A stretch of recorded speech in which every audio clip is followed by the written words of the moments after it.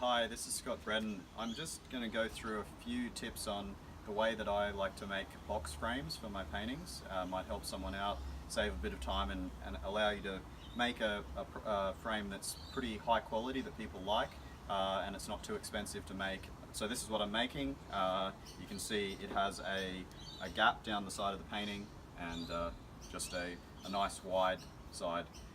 So this is intended for someone who has a basic knowledge of woodworking. This one is to the very outside of the canvas is 610 millimeters by 1221 I'll make it. And so now I've got a spreadsheet. You don't need to do this, but I'm using this. It makes it quicker and easier. And now in order to make the frame, I need to make it 20 millimeters bigger on each side, so a total of 40 millimeters bigger. And my spreadsheet calculates that for me. That's an easy way to do it. Okay, and also I need to know the depth of the picture. So this one is just under 40 millimeters to the thicker part where the canvas is folded around, and that makes it, so I'm going to make it 41 millimeters for this one to allow some place to move. I can always pack it out, but it's easier to pack out than it is to move the backing frame further back. First thing when I get my framing material is I want to find out which side is going to be my good side that I'm going to use for the outside of the frame. And so in this case I'm going to use this face. So this face I'm going to fix this piece of wood onto. I've laid my piece of pine here that's been painted black and it's got its pilot holes drilled in it already, and I'll put the screws in the positions that I'm going to, one at either end and one in the middle, and I'll put the other ones in once I'm happy with it. So I know that my canvas requires about 41 millimeters, so that's set up on my square.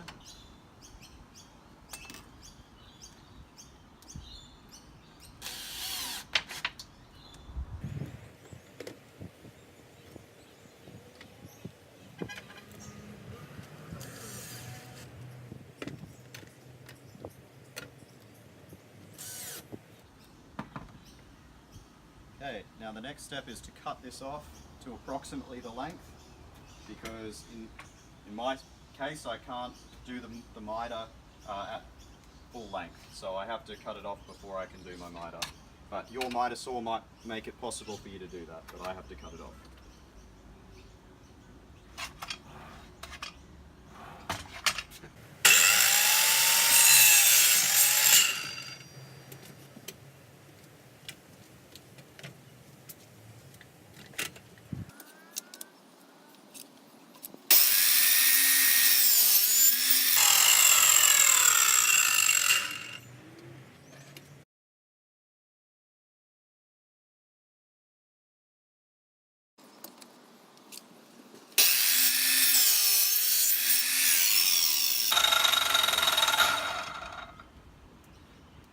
So that's one of four to make.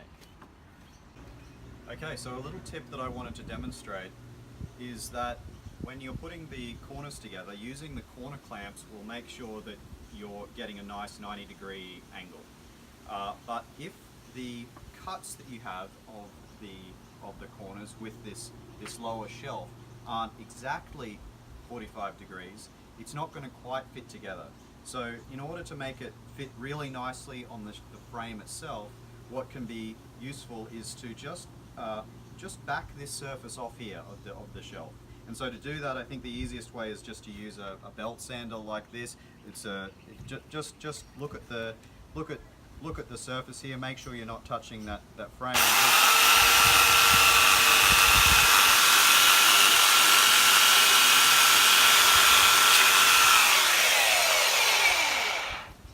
Just take a millimeter, or that's all you really need to relieve that and allow the corners to come together nice and neatly of the actual frame in the corner clamp.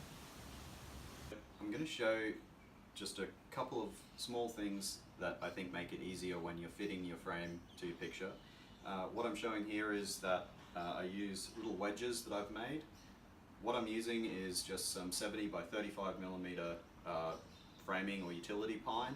It's just the stuff that you make internal wall frames out of. Just show that. So I've just cut a little wedge. The width of the wedge is, the middle of it is approximately what I want the gap down the side to be. And that allows me to move these in and out just to fit the picture so that it's even both sides. If there's a millimeter or two discrepancy one way or the other, no one will see that, but you can make it as you require. So I'm going to come around this side. So with my wedges in, the picture will stay in and it won't move, and I can stand it up like this and take my drill and just fit my put the screws in through the pre-done pilot holes. And the final thing that I'll show you that I think is worth doing when you're making your frame, I'm using liquid nails, which is quite strong, but it's brittle. So if the corner can move at all, it's going to crack. So if you put a little bracket in here, that should, or onto the subframe, that should help to stop it from being able to flex at all, and it shouldn't crack, it shouldn't let go on the corner with that there.